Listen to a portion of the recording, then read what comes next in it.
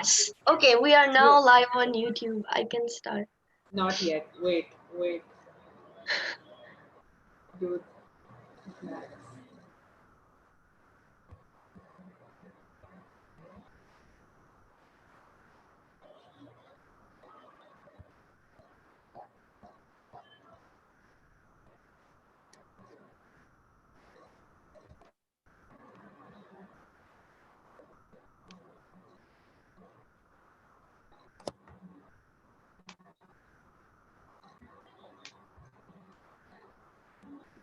Okay. Yeah.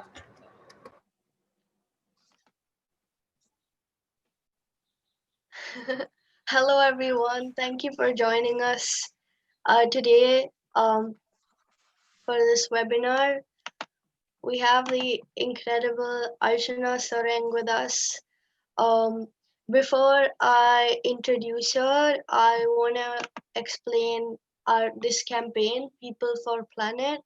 So, those who are affected the most by climate change should be at the forefront of the climate justice movement.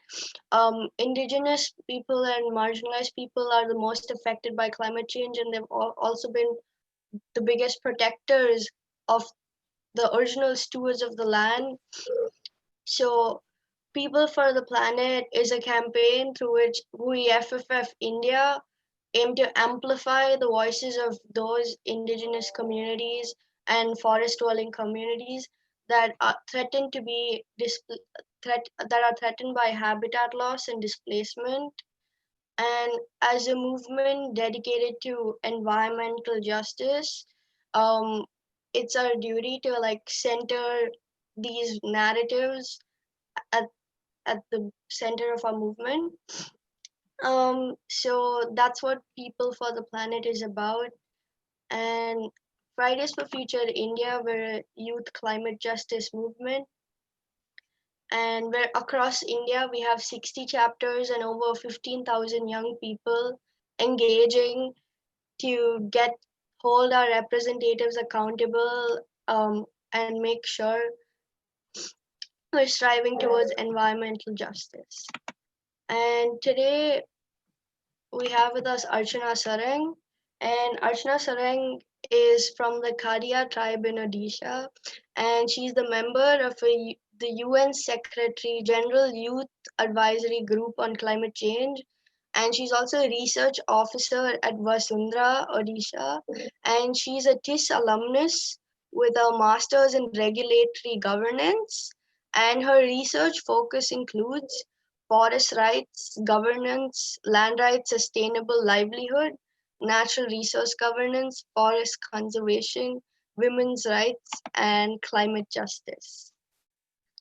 So, welcome, Archana. Thank you for being with us today. Um, a little bit about myself. My name is Shriranjani Raman, and I joined Fridays for Future India over a year ago, and I watched it grow into this beautiful movement that it is today. And yeah, Archana, the floor is yours. Johar, hello everyone. And first of all, I would like to thank Fridays for Future for giving me this opportunity to share my insights on COVID-19, climate crisis, and Adivasi and forest dwelling communities. It's an honor to be part of Friday for Future India, and also I extend my heartfelt gratitude to the entire team for their constant support and encouragement in my journey. So I am blessed to have people around me who have been so enthusiastic about climate action, and we together have been working towards it. So, yes, today I would like to thank each and every one here part of this webinar and those who are also watching us, जो हम लोग को live stream के माध्यम से भी देख रहे हैं और जो हमारे साथ यहाँ पे webinar में भी जुड़े हुए हैं. तो हमारी आज की जो विशेष चर्चा होगी वो होगी कोविड-19 और क्लाइमेट क्राइसिस और आदिवासी और फॉरेस्ट ड्वेलिंग कम्युनिटीज के बारे में. तो सबसे पहले the first of all thing which I would like to say or put question across you all is like, what do you all think, is COVID-19 and climate crisis interrelated? आपको क्या लगता है, COVID-19 और climate crisis interrelated है क्या? खैर मुझे तो लगता है कि है, इंटररिलेटेड है, क्योंकि मैं सबसे पहले जानना चाहूंगी कि कोविड आने से पहले की प्रक्रिया के वहां पे जाऊंगी कि हमारे जो आदिवासी समुदाय की जो घर परिवार या फिर जो एरियाज रहे हैं, the indigenous communities, not only in India but also across the globe. Agar if we talk about the indigenous community members across the globe and India also, prior to COVID-19, there has been a lot of extraction in their own areas. There has been loss of biodiversity. There has been loss of habitat. And because of this circumstances, the livelihood, the security of the indigenous communities have often been threatened. अगर हम लोग देखेंगे, Covid के पहले की situation देखेंगे, तो हमारे जो आदिवासी समुदाय की जो एरिया है वहां पे काफी बारी हमने देखा है कि किस तरह से खनन हुआ है और किस तरह से उन्हीं के जगह पे डिफॉरेस्टेशन होने की वजह से, हैबिटेट लॉस होने की वजह से भी किस तरह से उनकी जो जीवन जीविका है उस पे असर हुआ है, किस तरह से वो जो वनोपज पे निर्भर हुए हैं वो भी कितना असर हुआ है। तो इसी के वजह से भी वो काफी इनसिक्योर या फिर उनकी जीवन जो जमीन और जंगल के ऊपर निर्भर है वो भी काफी बार सिक्योर्ड नहीं है, बिकॉज उनकी जो जमीन और जंगल के ऊपर जो अधिकार है जो हमारे संविधान में है वो भी अभी लागू पूरी तरह से नहीं हुए हैं। The land tenures and the land security of the indigenous communities across the globe have not been fully recognized, and specifically the areas where the indigenous community members are yet to be recognized, there have been major challenges in terms of their access of livelihood. So these circumstances make the indigenous communities more vulnerable. ये सारी जो situation रही है ये हमारे जो आदिवासी और forest dwelling समुदाय है उनको काफी तौर से वल्नरेबल बनाती है। अब बात करते हैं कि कोविड के सिचुएशन, अगर हम लोग हार्वर्ड के centre for climate health and global environment का रिपोर्ट देखेंगे तो उनका ये मानना है कि कोविड अगर आज आया है तो उसका जो main one of the few main reasons जो है वो क्लाइमेट चेंज से जुड़ा है, जिसका ये है कि डिफॉरेस्टेशन होने की वजह से, हैबिटेट लॉस होने की वजह से कोविड हैज कम अप। क्योंकि जब लॉस ऑफ हैबिटेट हो रहा है तो एनिमल्स जो है उनको माइग्रेट करना पड़ रहा है और जिसकी वजह से जो कनेक्शन है या फिर जो इंटरेक्शन है ह्यूमन और एनिमल्स के बीच में वो ज्यादातर बढ़ गया है। तो इसके वजह से भी काफी one of the reason is of covid is that the deforestation and the habitat loss. तो अगर हम लोग अभी देखेंगे कि कोविड आने के बाद क्लाइमेट क्राइसिस में किस तरह से आया है, तो एक चीज मुझे ये लगती है कि कोविड-19 and climate crisis cannot be seen as separate entity ki which is affecting which, whether climate crisis or COVID is affecting climate crisis. Because what I feel, it is very important to understand कि both the things are going hand in hand. अभी COVID-19 pandemic आया है इसीलिए हम लोग को इस तरह से emphasize कर रहे हैं because it has turned out to be a global pandemic. But climate crisis has been since years, and we have failed as a community to acknowledge it as a global pandemic also. And Archana, that your it is very network important for us connection. to understand the parallels of. Sorry to interrupt you. Okay, It's so I'll breaking. join.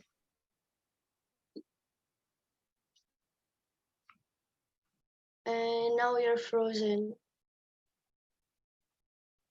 Okay. She will join from her phone in just a second.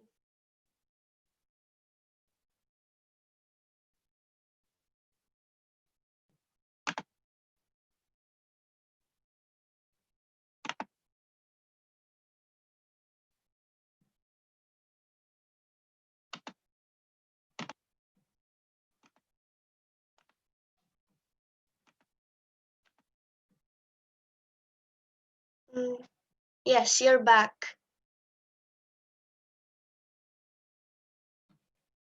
But you need to unmute.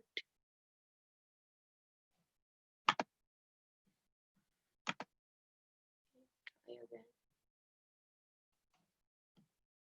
You need to unmute yourself.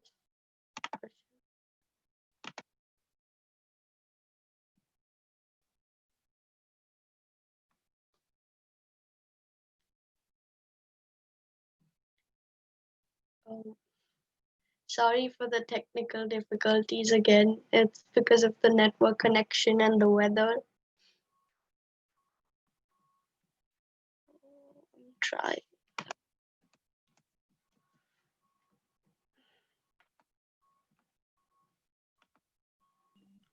Um, can you try Hello. speaking? Yes, you're back.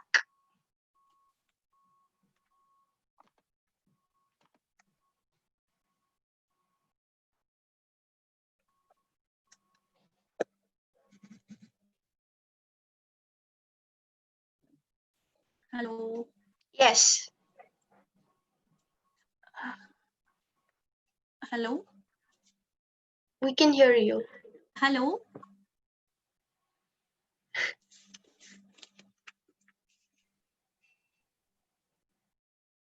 We can hear you now. You can continue. Okay, so starting again, I'm sorry for the technical glitches. It's as usual, it's raining here.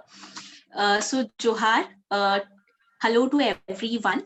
So first of all, the first question which I would like you all to reflect is that do you think COVID-19 and climate crisis is interrelated? I strongly feel that COVID-19 and climate crisis is related because climate crisis, one of the reason of climate crisis is biodiversity loss, loss of habitat, and also the similar goes with the COVID-19 as per the report of Harvard Center for Climate Health and Global Environment, that one of the major reasons of outbreak of COVID has been because of deforestation, biodiversity loss, and habitat loss.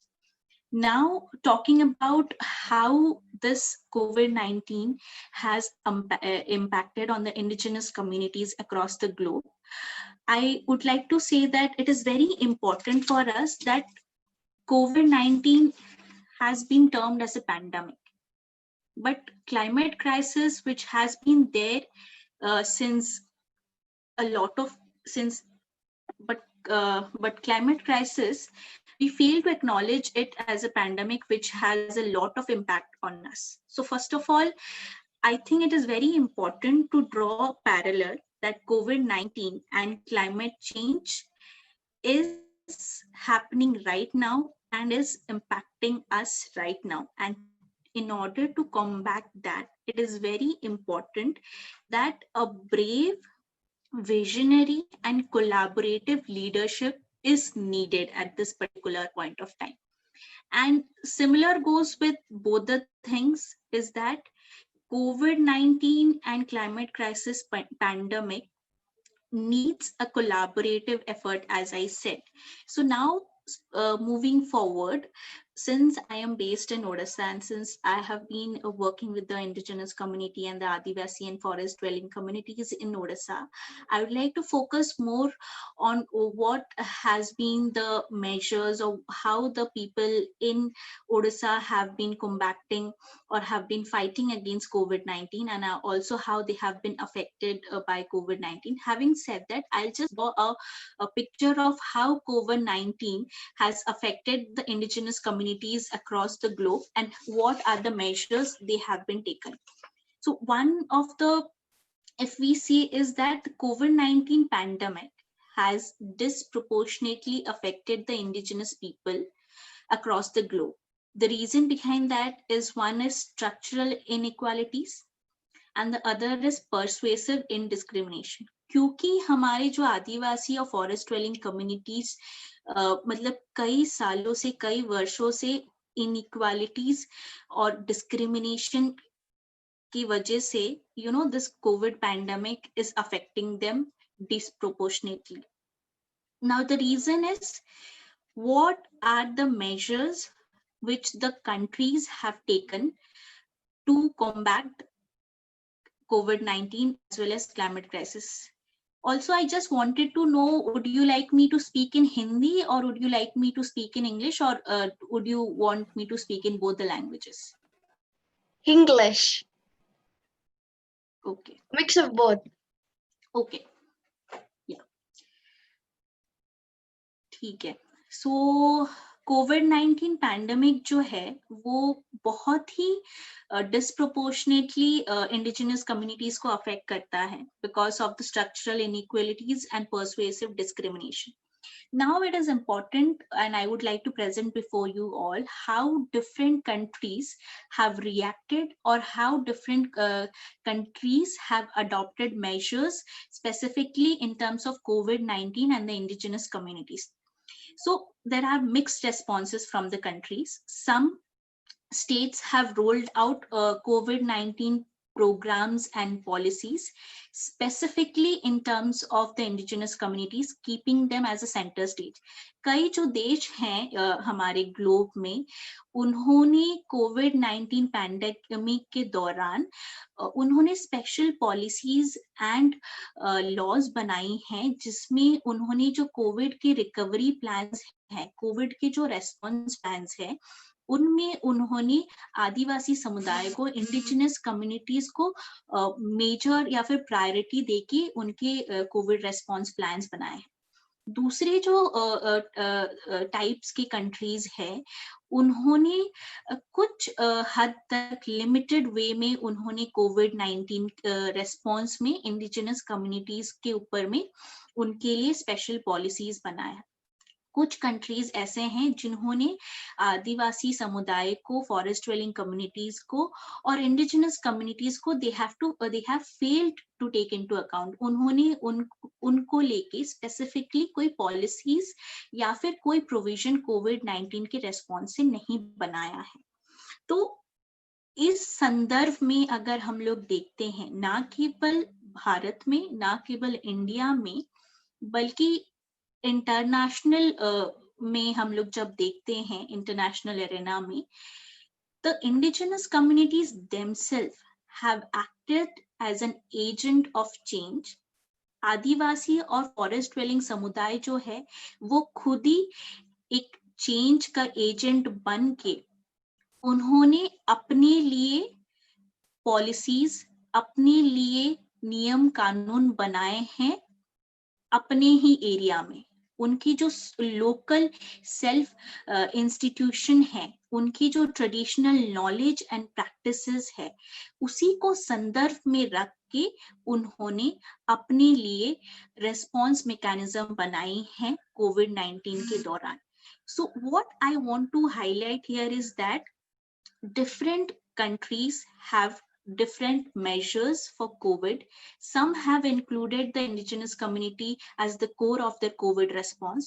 Some have failed to, and some have done limitedly. Amongst all the situation, the indigenous communities themselves have acted as an agent of change and have used the traditional knowledge and practices to make sure that they have their own COVID response plans, and they are securing or safeguarding their own community members. Having said that, the major effect or impact of COVID-19 on the indigenous and forest dwelling communities, when we are talking about, is on the women of indigenous communities, is on the differently abled members of the indigenous communities, and are mostly the children of indigenous and forest dwelling communities. The reason behind is that because of non-proper implementation of healthcare system, because of inaccess of the healthcare practices. The women, the children, and the differently able community members have been in lot of countries affected because of the COVID-19. COVID-19 के दौरान पे महिलाएं जो हैं, बच्चे हैं और जो डिफरेंटली एबल्ड कम्युनिटी मेंबर्स हैं, वो बहुत हद तक अफेक्ट हुए हैं, बिकॉज क्योंकि वो जो हेल्थ केयर इंस्टीट्यूशंस है उसको एक्सेस नहीं कर पाए हैं. Specifically when we talk about differently abled people, तो उनका जो हेल्थ केयर को जो स्पेशल अटेंशन और केयर देना चाहिए था कोविड के टाइम पे, वो नहीं दिया गया है कई सारे कंट्रीज में. दूसरी जो चीज है कि the information regarding the Covid has not been disseminated in the regional languages and in the indigenous languages. This has also acted as barrier and also impacted the indigenous communities and the Adivasi and forest dwelling communities across the globe. Now, having said that, I would like to put forward across to you all कि क्या कौन से ऐसे देश हैं, which are those countries who have proactively involved and taken into consideration the indigenous communities and made them the integral parts of the COVID-19 response plans. So I'll talk about the countries and what are the initiatives they have taken. So as per the United Nations Human Rights Office of High Commissioner's report, the countries who have taken major initiative or promising initiatives keeping the indigenous people in their core while planning the COVID-19 response are: the Australian government has focused specific efforts on ensuring the safety of indigenous Australians and also made sure that priority is given to the Australian indigenous people who's so that their health care and they have security. तो मैं यही बोलना चाहती हूँ कि जो Australian government है वो उनमें से एक है जिन्होंने कोविड-19 रिस्पॉन्स जब बनाया तो उन्होंने जितने भी ऑस्ट्रेलियन के इंडिजिनस कम्युनिटी मेंबर्स है उनको एक बहुत ही महत्वपूर्ण स्टेक होल्डर्स के तौर पे उनको मद्देनजर रखते हुए उनके कोविड-19 रिस्पॉन्स का प्लान बनाया है, स्पेसिफिकली उनकी हेल्थ केयर और सेफ्टी को लेके. दूसरी जो कंट्री है वो है New Zealand. New Zealand has made COVID response plan keeping in mind the cultural and traditional practices, healthcare practices of the indigenous communities, and has also amended so that the balance between the country, they keep a balance to keep the people safe and also protect the cultural practices. So in New Zealand, regulation under the cultural practices during the pandemic were amended so that the balance is maintained and the people are safe. At the same time, the cultural practices are also restored. तीसरी में जब हम लोग जाते हैं तो the Ministries of Health of Colombia and Peru have established COVID-19 binational committees aimed at addressing the specific situation of the indigenous people living in the Amazon transborders. तो तीसरी कंट्री की बात जब हम लोग करते हैं तो ministry of health of Colombia and Peru जो है उन्होंने कोविड-19 के दौरान बाई नेशनल कमेटी बनाया है और उन्होंने स्पेसिफिक तौर पे जो इंडिजिनस कम्युनिटीज जो अमेज़न के ट्रांसबॉर्डर में रहते हैं उनके लिए स्पेसिफिकली अरेंजमेंट्स किया है कि किस तरह से वो लोग सेफ और सिक्योर रह सके. चौथी जो है the Russian federation is providing medical support to the indigenous community specifically as a response to COVID-19. So these examples which I have put across to you are the initiatives by the governments of different countries who have kept indigenous people as very core of their COVID-19 response.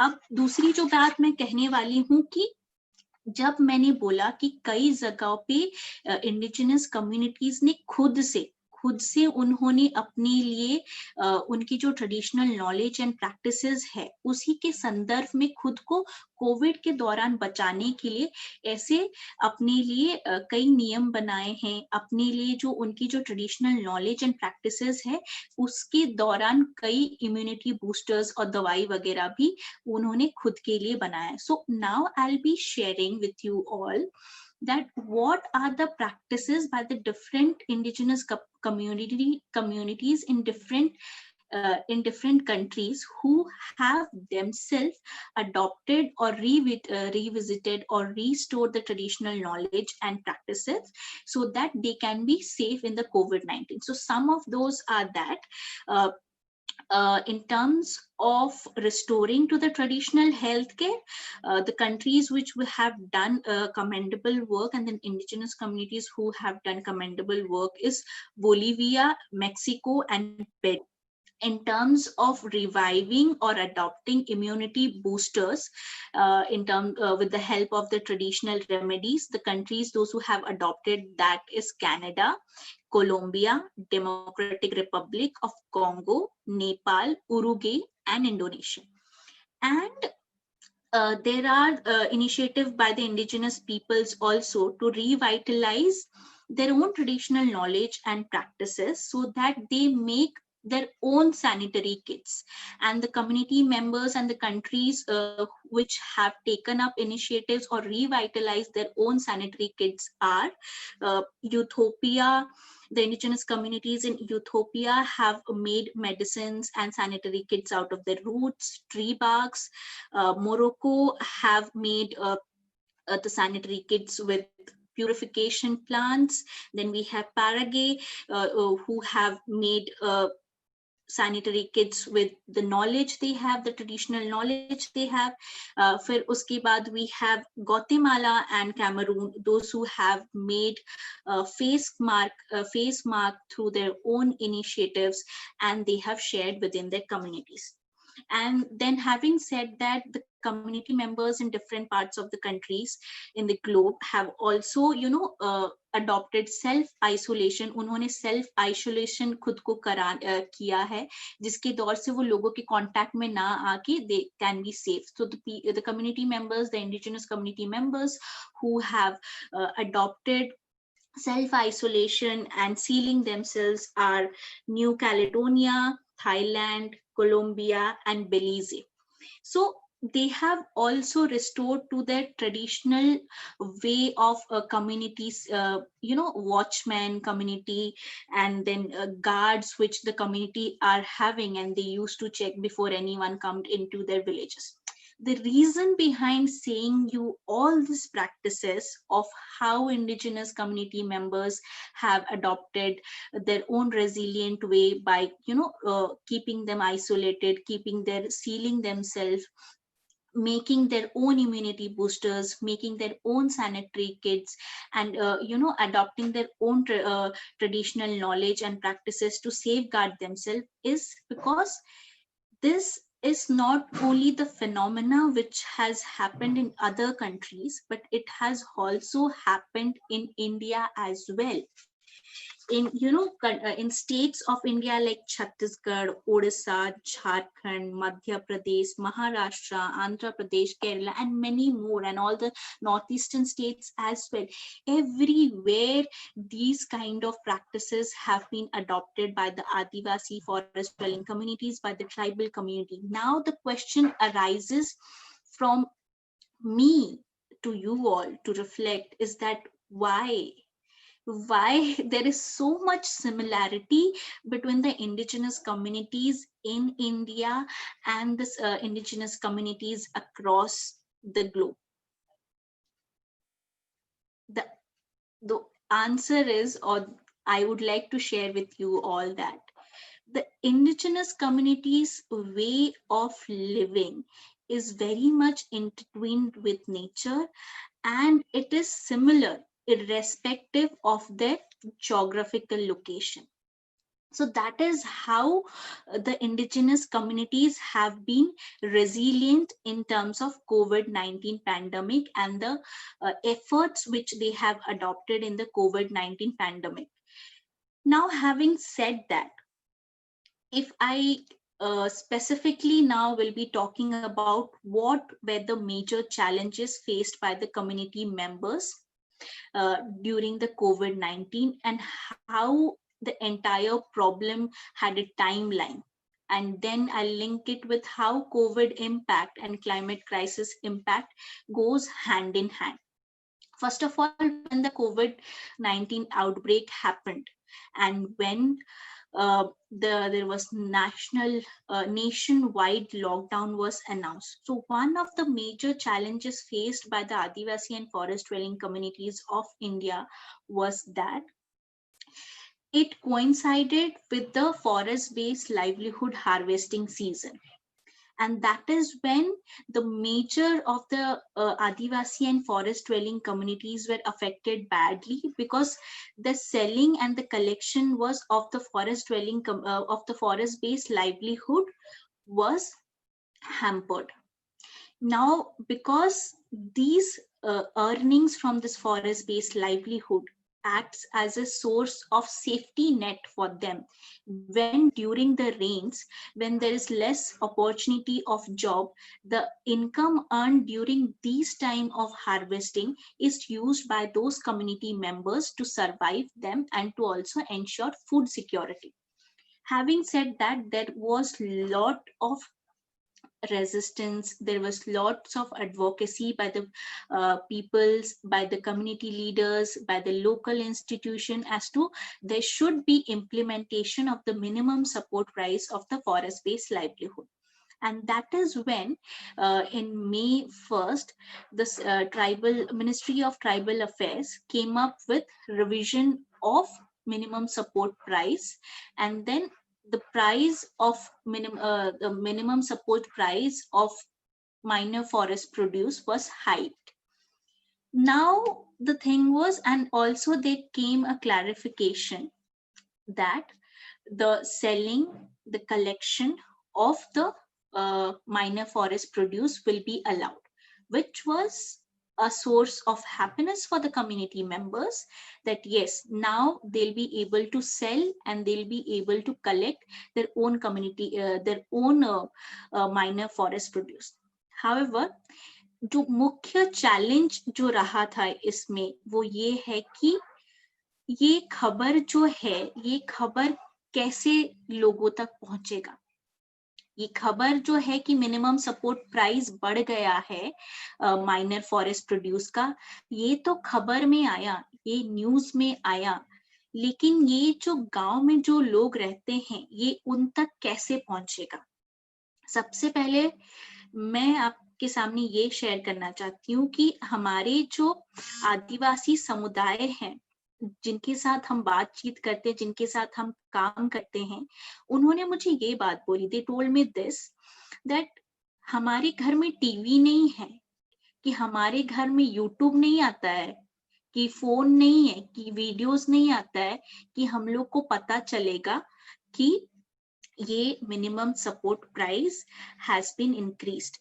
So the community members said that they don't have TVs, they don't have phones, they don't have informations like, that the minimum support price of the minor forest produce has increased.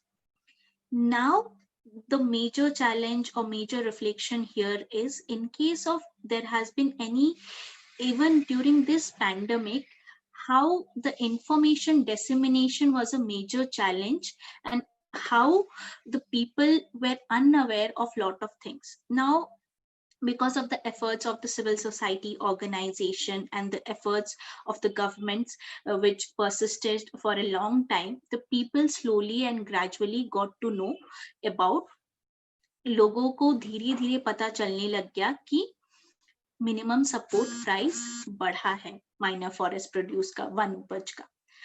अब major दुख की बात ये है कि 1 तारीख को announce हुआ कि मिनिमम सपोर्ट प्राइस बढ़ा है, और मई 20 को आम्फान साइक्लोन आया। तो जितने भी जो आदिवासी समुदाय के जो लोग हैं, जो कलेक्शन करना चालू कर दिए थे माइनर फॉरेस्ट प्रोड्यूस का, जिन्होंने स्टोर करा था, उनकी जो वन उपज है, उनकी जो वन उपज जो उन्होंने संग्रह किया है वो बहुत ही ज्यादा एडवर्सली अफेक्ट हुई है। और क्योंकि उनके पास स्टोर करने के लिए जगह नहीं है, तो उसी वजह से भी उनको काफी समस्या आई है। उसी के साथ साथ अगर हम लोग देखेंगे कि आम्फान साइक्लोन के आने के बाद भी हम लोग देखेंगे कि किस तरह से लोकस्ट अटैक्स बहुत सारे हमारे जगह पे आया है, जैसे राजस्थान हो गया, महाराष्ट्र हो गया, मध्य प्रदेश में हो गया। तो किस तरह से कोविड की वजह से काफी समस्या रही। फिर जब वो लोग कोविड के लॉकडाउन से थोड़ा उभर रहे थे और एमएफपी कलेक्शन कर रहे थे और बेचने की प्रक्रिया शुरू कर रहे थे, तब किस तरह से आम्फान आने की वजह से उनको समस्या हुई। फिर किस तरह से उनको जब वो आम्फान साइक्लोन से भी थोड़ा खुद को संभाल रहे थे, बच रहे थे, उनको खुद को मतलब कोशिश कर रहे थे कि किस तरह से उनकी जो वन उपज है, खेती है, उसको हम लोग ठीक कर सके या फिर आगे बढ़ सके। तो उसी वक्त जब वो लोग वेजिटेबल्स क्रॉपिंग्स या फिर खेती जब कर रहे थे, तो उस टाइम लोकस्ट अटैक होने की वजह से भी उनको काफी समस्या हुआ। और लोकस्ट अटैक के साथ साथ अगर हम लोग देखेंगे तो कई सारे स्टेट्स में, इंडिया में फ्लड आया है। फ्लड आने की वजह से भी काफी समस्या हुई है। So if we see that COVID-19, then Amphan, then locust attack, and then if we see the floods which has happened across in India, it also reflects us, or it also questions us, do we still think that COVID-19 and climate crisis needs to be thought differently, or it has, or it needs an important strategy which needs to curb both, which needs to tackle, or which needs to take into consideration both the COVID-19 and the climate crisis। तो मुझे ये लगता है कि ये सारे situation में एक चीज क्लियर बहुत काफी आ रही है कि COVID-19 की वजह से आदिवासी समुदाय जितना रेजिलिएंट हो पाई थी, लेकिन क्लाइमेट क्राइसिस की वजह से वो रेजिलिएंट होने के बावजूद भी वो काफी वल्नरेबल हो गए हैं। So one thing which I felt personally is कि the Adivasi and the forest dwelling communities were able to be resilient to COVID-19 because of the traditional knowledge and practice, and because of the adoptive or preventive measures which they adopted. But they turned out to be sufferers of climate crisis. Now the question arises, who is responsible for the climate crisis, and how can we combat climate crisis? And the answer I feel is it's a global effort which needs, because it's the global effort which is causing climate crisis. And in order to combat climate crisis, in order to act for climate action, हम सभी को काम करना जरूरी है। And that is why when I am saying that the indigenous community members are the ones who are the frontliners, जो safeguard कर रहे हैं या फिर प्रोटेक्ट कर रहे हैं पेड़ को, नेचर को, एनवायरमेंट को, बट उसी समय में they are the ones who are more vulnerable. And I feel covid has shown it. ये कोविड का जो experience, the learning of covid experience has shown us that how vulnerable the Adivasi and forest dwelling communities are. Again, I want to repeat it with you all, that people were resilient to the COVID-19 pandemic to a major extent because of the traditional knowledge and practices. But people were affected a lot by the climate crisis.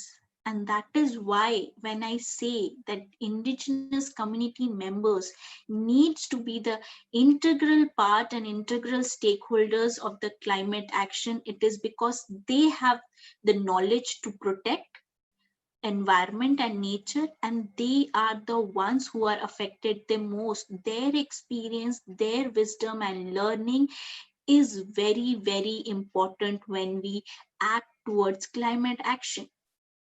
Now, having said that, there are few narratives which I have got throughout my field work, which I would like to share with you.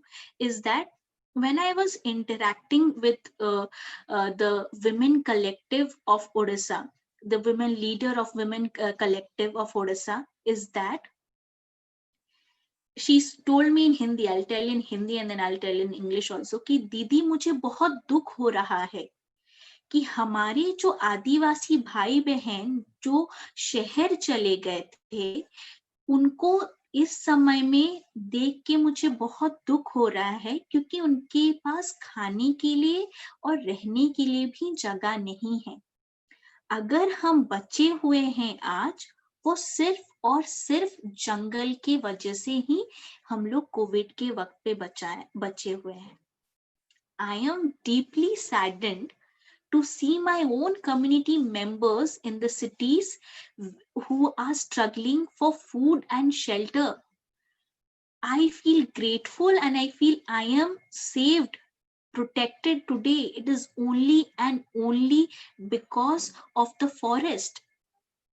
And that is how I want to say in front of you all, yes, the selling part, the selling of minor forest produce, one उपज को बेचने के लिए आदिवासी समुदाय को बहुत ही संघर्ष करना पड़ा. वो काफी हद तक बहुत अफेक्ट हुए, लेकिन साथ ही साथ उनको खाने के लिए और सिक्योरिटी के लिए जंगल ने उन्हें प्रोवाइड किया है. उनको कुछ भी खाने के लिए जरूरत था, जंगल ने उनको दिया है जो जंगल के पास है. Now it is very important to reflect why the community members, the Adivasi and the forest dwelling communities members, why some are in the village and why some are in the cities. What are those reasons behind that? And as I said, it is because one of the reasons are because of displacement and migration, because of lack of land tenure security. And that is why I feel जब हम लोग post कोविड-19 की recovery की बात कर रहे हैं, first it is very important that the safeguards of the Adivasi and forest dwelling communities, which is there in the Indian Constitution, the PESA Act, the Forest Right Act 2006, the International Covenant of UNDRIP, the International Covenant of Committee of Economic, Social and Cultural Rights should be implemented. And that is why I feel free, prior and informed consent is very important when we are planning about post-COVID, arena. I'll just give you one example. So I had gone to a village in Mayurbhanj district. So the community leader said me, there has been plantation in our areas, and we resisted it, and we did not allow that plantation to happen in our area. So I was like, why? What happened? What were the plans that they brought for plantation and you said no to that? And then he shared. And then he said that they brought, jackfruit plants and mango plants to plant in our village. So we resisted. Hindi में बोल रही हूँ. मैं जब Mayurbhanj district में गई थी, तब हमारे जो कम्युनिटी लीडर्स थे वहां के, तो उन्होंने बोला कि हमारे गांव में ना प्लांटेशन करने के लिए आए थे, तो हमने उनको मना कर दिया. तो मैंने उनको पूछा क्यों मना कर दिया, क्या ऐसे पेड़ लेके आए थे जो आपने मना कर दिया? तो उन्होंने बोला हमारे यहाँ पे उन्होंने ना आम पेड़ लेके आए थे और जैकफ्रूट का पनस का पेड़ लेके आए थे. फिर मैंने उनको पूछा, I asked them, but these are all fruit trees, why did you resist it? मैंने बोला इनको, ये तो फल पेड़ है, आपने मना क्यों किया? फिर सोचो उन्होंने क्या आंसर दिया होगा. मैं बताती हूँ उन्होंने क्या आंसर दिया. Then the community leaders said that we don't want the fruit trees. You know why? Because if we plant fruit trees in a village or in the periphery of the village, the elephants and the wild boars will come to eat those mango and jackfruit, and that is when they'll destroy our entire uh, agriculture practices. So that is why we don't want those trees to be in the periphery of a village. तब उन्होंने हिंदी में बोल रही हूँ, उन्होंने बोला कि हम नहीं चाहते हैं कि फल के पेड़ वो हमारे गांव के इर्द गिर्द में लगाएं, क्योंकि अगर हम लोग पनस और आम का पेड़ लगाएंगे तो जो हाथी हैं और जो जंगली बोर हैं वो आके वो खाने के लिए आएंगे और वो हमारी जो खेती है, एग्रीकल्चर खेती, वो नष्ट कर देंगे. Now the question remains, what is acceptable for me may not be acceptable for the community, because my perspective and their perspective is different. They know what is good for their ecosystem, what is good for their village, and that is why free, prior, and informed consent is very, very important for any plannings of post-COVID or any planning when we talk in terms of development of a particular area. Having said that, moving ahead to what should be a COVID-19 recovery plan should look like, I feel one of the Archana, learning I of just want to interrupt that after this, can we transition into question and answer after this last part? yes, sure. Okay. Yeah. So the last thing which I would like to say in terms of the post COVID-19 reforms measures is that it is very important that we adopt or go back to the sustainable way of living. And I feel in this, the indigenous communities or the Adivasi and forest dwelling communities have an important role to play. We have to give them the opportunity to share their traditional knowledge and practices, to share their way of farming, to share their way of living, and we should be willing to accept their solution for climate action and to recover better from COVID. And that is why it is very important to open for dialogue where the indigenous community members are given space to talk in front of the policy makers. And that is where together there will be a sharing of knowledge and experiences, and there will be a strategy which is developed together by both the communities for climate action and post COVID recovery. Yes, we can open for question answers. Okay, awesome. Um, all of you can start asking your questions in the chat box or raise your hand. In the meantime, I have a question. So, the government of India has agreed to the UNDRIP, but in our Indian constitution, all Indians are recognized as indigenous people.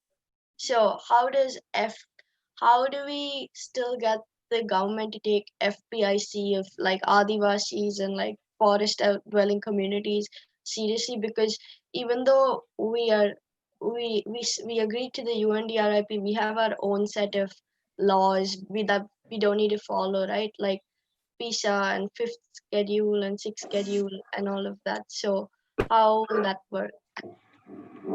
Yeah, so as you raised this, Sri Ranjini, I feel it is very important that the rights of indigenous people are recognized. And prior to recognizing the rights of indigenous people, it is very important to identify the indigenous communities wherever they are not identified first. And it is also very important to recognize them wherever they are not recognized. And this is not only in India, but also in terms of it's a globally, if I would like to say, it's very important that the indigenous communities can only help us in combating climate crisis, or will only be able to contribute or continue doing their traditional knowledge and practices, which is accepted as solution to climate change or ecosystem restoration, only when they feel secure. And they'll be secure only when they are identified, they are recognized, and their rights are recognized. Yeah. And my second question was, so with laws like EIA and the other laws that could get passed and like have been the cause of environmental destruction so far and will continue to be the cause of environmental destruction, that often leads to the displacement of indigenous people. Um, what do you think about that with respect from the post-COVID recovery perspective? So I feel, the for indigenous communities, land and forest is not a commercial commodity as it may seem for others. For them, it is their life and identity. And I feel it is very important that the indigenous community members are given their due recognition and given the opportunity to decide for themselves, to decide and to decide about how they are utilizing their resources and how they are governing those resources. And that is why I also feel that community participation, community decision making, and strengthening the localized institution of the community members is very important. And that is only when that is done, then we can strengthen our entire economy, because our entire economy and entire recovery plan for climate action is very, very much important and dependent upon the people, the Adivasi and forest dwelling people, and the people, those who are at margins. So that is how I feel it is very important for us to acknowledge that if we are talking about climate action, if we are talking about sustainability, it is a holistic approach which needs to be taken. Every stakeholder is very important. Community mobilization is very important, and collective action is very important when we talk about climate action. Okay, thank you. Rakesh Kamal has a question. How do we decrease the vulnerability of the Adivasi population to climate change without intervening with climate adaptation measures that affect lives and their livelihoods? I could not hear it. Can you say it again? Okay, so basically, how do we decrease the vulnerability of the Adivasi populations to climate change, um, but without like affecting their lives and livelihoods with the adaptation measures? Yeah. So first of all, what I feel is very important is, to document, to understand the worldview of the indigenous communities. Like their way of living needs to be understood by us when we are making any policies or adaptive measures from them. Only when their originality or the sustainable way of living is maintained or is strengthened, only then we can protect them from the climate crisis. So first thing which I feel is that the vulnerability can be reduced if we make policies and decisions or the remedies of this climate crisis which comes from the community itself, for which it is important to talk to them. And also, one of the reason which has been there because of migration, and which we saw during the COVID-19 pandemic, the reverse migration, we need to strengthen the village economy. We need to strengthen their own traditional knowledge and practices, and how their entire way of living can be more strengthened, rather than displacing or removing them from their own villages. So one thing which I feel is very important to research, document, and understand the worldview of indigenous communities, and the remedial measures or the precautionary measures for climate crisis and reducing their vulnerability should come from the community members itself. They know how to reduce it, and they want support of ours, and that is why we need to extend them support without displacing them from their own place. Thank you. Narendra Jha has a question. Uh, Leaders of indigenous communities at the central level who are at the helm of affairs are not coming forward, is it not a fact that lawmakers are not putting effort at the cutting edge level to put forward their issues regarding them? Okay. Basically, um, aren't lawmakers already putting in effort? Isn't it just the indigenous leaders who are not coming forward? What do you think? So I think, it is very important to have convergence. And I think to speak very simply, I think it's very important to respect each other, respect knowledge and wisdom from where it is coming, irrespective of age, color, creed, anything. And that is why I feel only when we are willing to respect the knowledge of traditional leaders, only when we are willing to sit for a dialogue and listen to each other, we will see more people in decision making and policy making, for which I think it is very important to broaden or open the doors for dialogue. And when I say about dialogue, it is very important to create opportunities for dialogue. And in order to create opportunities for dialogue, it is also very important to acknowledge that the wisdom and knowledge may come or is there in the people who are formerly illiterate. So we need to accept that. You know, we need to broaden a horizon of whom do we see as a political analyst, economist, and policy analyst. The women leader of a tribe, the community leader of a tribe, herself or himself will be an efficient managerial leader in their own community in many ways in terms of resource, economics, policy, everything.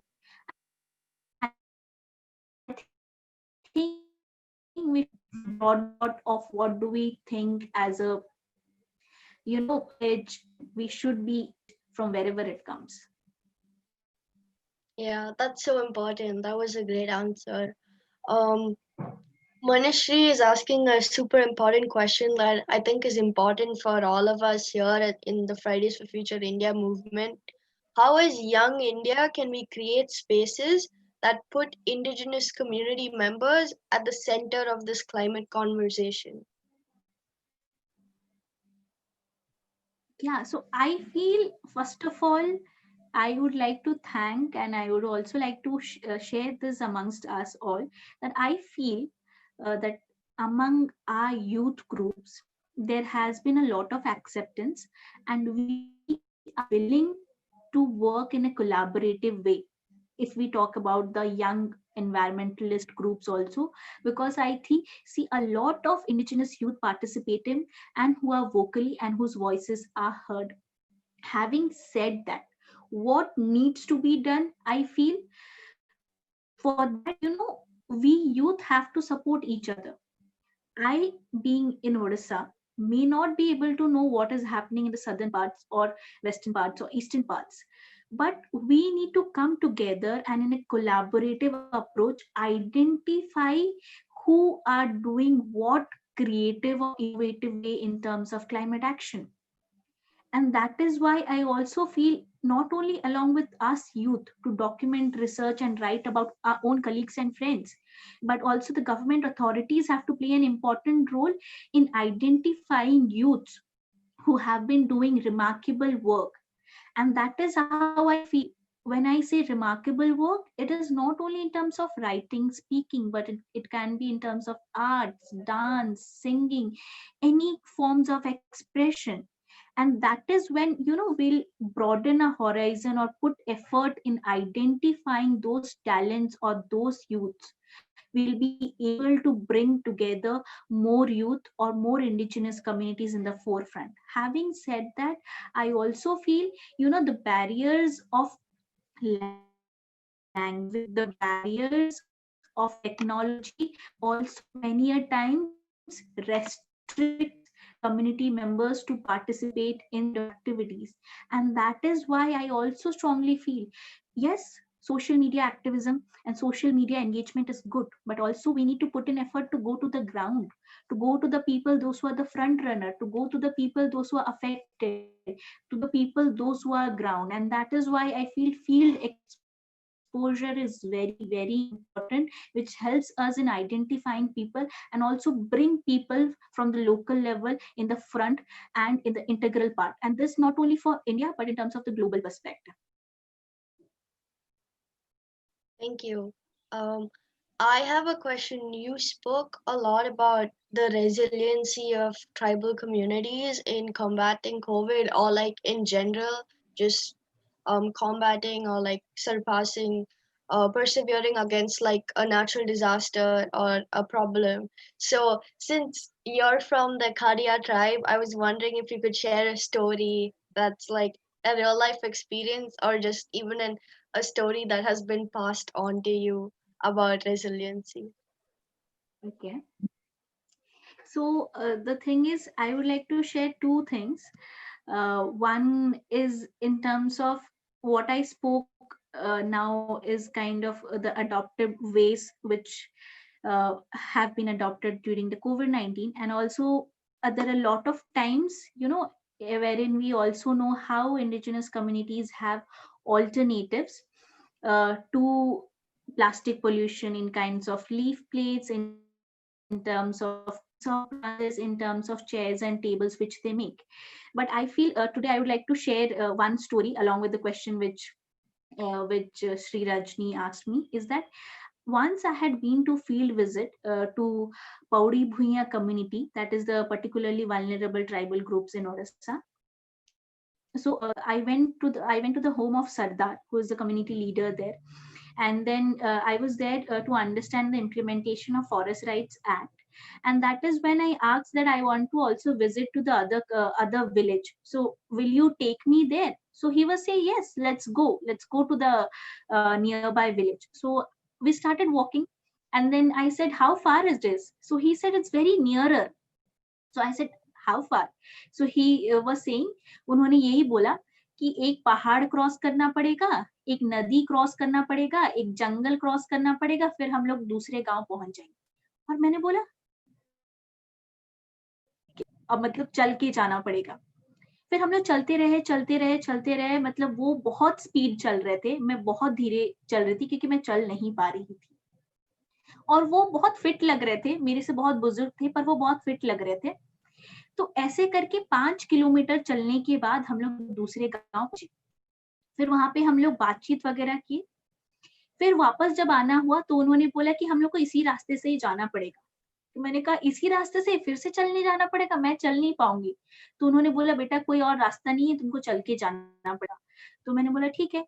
तो फिर वापस आते वक्त भी वो चल चल के आ रहे थे, वो जोश के साथ चल के आ रहे थे। मैं ऐसे मतलब ऐसे होता ना कि मतलब ऐसे धीरे धीरे खुद को ठेल के आ रही थी। और बाय द टाइम हम लोग वापस घर आए, मुझे ऐसे लगा था मैं तो गिरी जाऊंगी, पड़ी जाऊंगी। The reason behind sharing the story is that the leader of Paudi Bhuiya tribe walked for 10 kilometers and he was so strong and fit. And I was barely, alive kind of thing, because I was almost on the verge of collapsing after walking for 10 kilometers, which also reflects of our way of living. The way of living of the indigenous community is so eco-friendly. अब हम लोग इसमें carbon secretion की बात करते हैं. Here in the cities, even for half a kilometer, we use vehicle and the carbon emission. But see, the indigenous community, even the leader जिनके साथ मैं चल रही थी, 10 किलोमीटर ऐसे पैर में चले गए. कहाँ है कार्बन सिक्रेशन, कहाँ है carbon emission? And why are these people so affected? They are the community people who are vulnerable because of the climate crisis, when they are not contributing to it, rather protecting it. So that is how also I feel it is very important when we advocate for climate action. It is also to, have a personalized changes within ourselves and be mindful of our changes. And having said, Sri Rajni ने पूछा कि हमारे खड़िया tribe में ऐसे क्या resilient way of रहे हैं. तो मैं ये बोलना चाहूंगी कि हमारे गांव में जब हमारे एक बार खेती हमारी खराब हो गई थी। हमारी खेती इसलिए खराब हो गई थी कि हमारे यहाँ पे खेती में वो जो घुन टाइप के जो नहीं आते, मतलब इफ वी से it is a kind of germs और insects which affected entire crop in my own particular village, in my grandfather's or in my own village. So us time I was very small, but I asked my grandfather that खेती तो नष्ट हो गया, हम लोग क्या करेंगे? तो फिर then he said कि child, this also shows that there is going to be a lot of rain this year, and that is why it also has given us a prediction that we grow another kind of crop. हम लोग ये वाली खेती नहीं करके हम लोग दूसरी वाली खेती करेंगे, तभी हम लोग आगे वाले 2-3 महीने में हम फसल। So the reason behind sharing is that the indigenous communities has their own way of, giving message, understanding the message of nature, and that is how they are in terms of COVID-19 or resilient in terms of crop loss.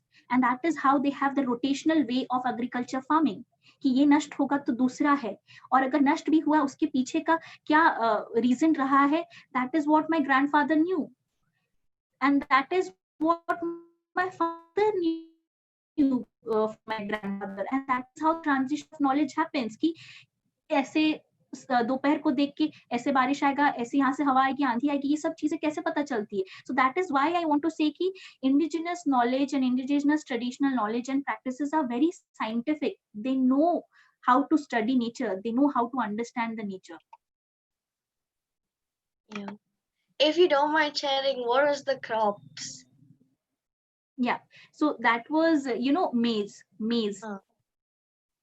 And the other one that you were gonna plant because it rained? So then he said that we will be cropping ragi. Okay. Yeah. Mandwa, right? Yeah. Okay. Yeah. Cool. All right. Any final questions? Or anyone wants to comment or share anything? What new message? Yes, this is very, very important, good question.